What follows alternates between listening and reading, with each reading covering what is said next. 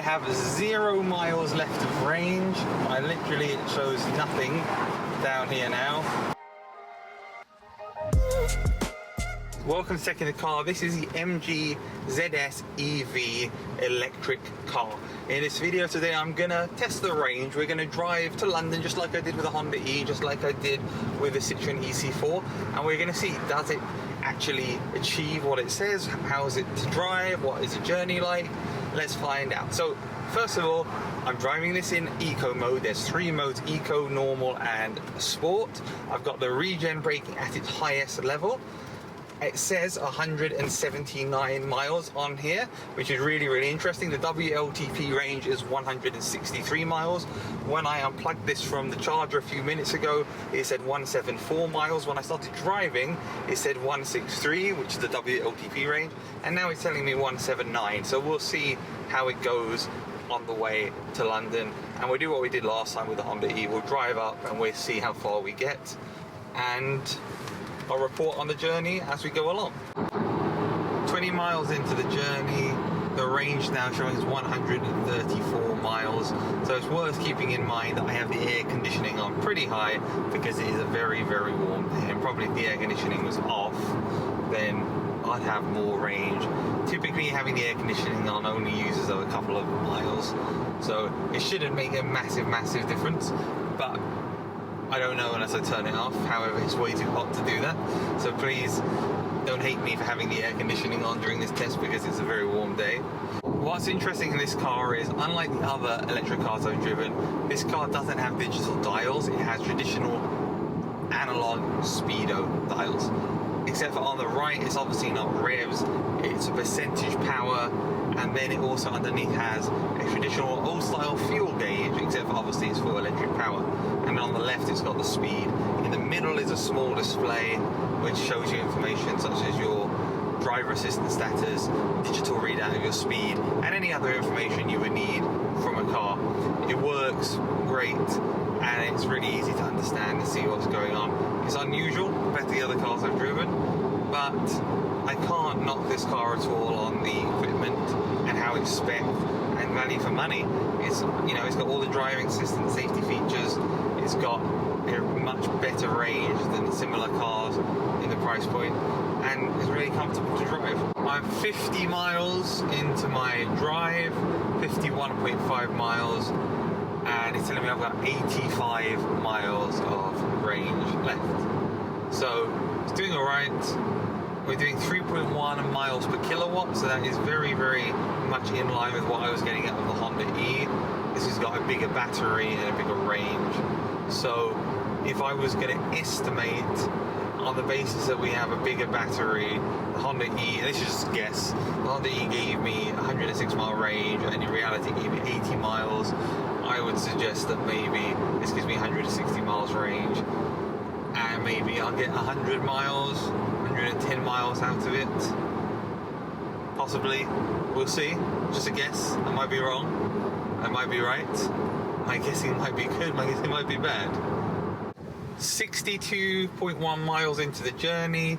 I got 78 miles range left, averaging 3.3 miles per kilowatt hour at an average speed of 44 miles per hour. I've been on the motorway. I'm now inside London, driving through London towards the Wimbledon area. I'm at my waypoint for tonight, so I've done 67.2 miles. We've got a range of 80 miles left. That means that according to what I've done and the range left, the car has a range of 147.2 miles. Tomorrow to get to my destination is 96 miles from where I am now, which suggests that I'm going to have to stop at some point before I get there. So we'll see at what point, how long into the journey, and what the actual range is tomorrow. So let's find out then. It's a new day. I've got 96 miles to my destination and 80 miles of range. At some point I'm going to have to stop and charge. The question is when and how long along my journey. Update, I'm now just about to enter the M25. I've driven 16.5 miles today, that's about half an hour, averaging 29 miles an hour, driving through London. And as a result, in total, I've driven a combined total of 83.7 miles. The car is telling me I have 65 miles of range left, which suggests a total range of about 140 miles. I have another 80 miles left to my destination, so again I'm gonna have to stop somewhere along the line to charge it. The low charge warning just came on. Today I've driven 36 miles. It's telling me I've got 34 miles of range left, 103 miles in total I've done so far. Again, if we go on that basis, it's telling me I've got 139 miles of actual physical real world range. I am at the Ionity charger at Beaconsfield Services just before Oxford. 28 miles of range left, 108.8 miles in total, 28 miles left. So that means it's saying essentially that I have around 140 miles. Unfortunately, the next charging point is too far beyond the range. I have to charge now. So I'll give my thoughts on this later on and give a summary of what I think of the charging. I'm at the Ionity charging here and I'm using it to charge the car. So this is a really fast charger. The problem is there's only 4 of them here and only 2 of them work, which is really bad. Come on, sort it out. Infrastructure for car charging is the only problem you have. And it's actually more of a problem, I would say, at motorway service stations than it is in the city or towns, because there's tons of them in those places, but on the motorway, not so much. Anyway, this is charging now. Here's the Ionity.